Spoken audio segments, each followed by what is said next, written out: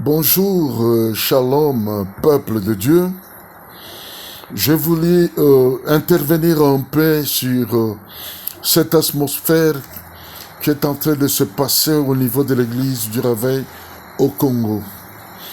Je vis de malédiction sur malédiction et pour autant notre Dieu ne nous a pas envoyés pour maudire les gens.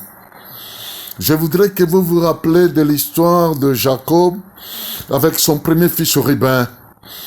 Jacob avait plusieurs femmes, mais la plus jeune, c'est celle qui était tombée amoureuse à Ruben, et ils ont essuyé la couche du lit de son père.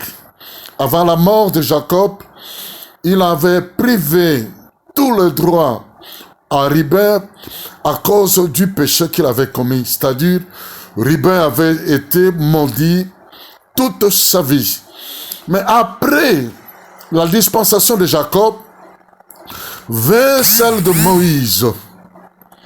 Moïse, quand il est arrivé, comme c'est écrit dans le livre de Deutéronome 33 au 6e verset, Moïse va dire que Ruben vive,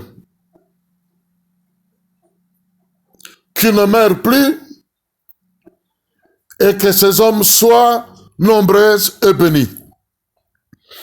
Je voudrais que vous puissiez vous rappeler de cette histoire, parce qu'ici maintenant il y a la différence de l'onction.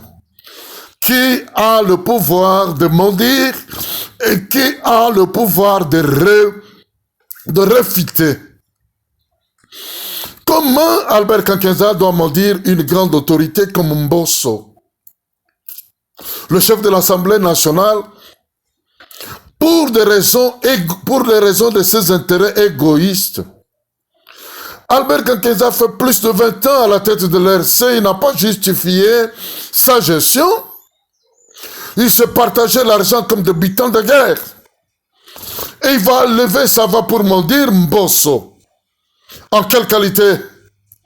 Moi, je me lève et je me tiens avec l'onction qui est sur moi pendant ces 40 ans de ministère. Avec toute autorité que Dieu m'a conférée, je refute, je ôte cette malédiction sans cause proférée à l'endroit du chef de l'Assemblée, Mbosso, au nom de Jésus-Christ. Je le déclare.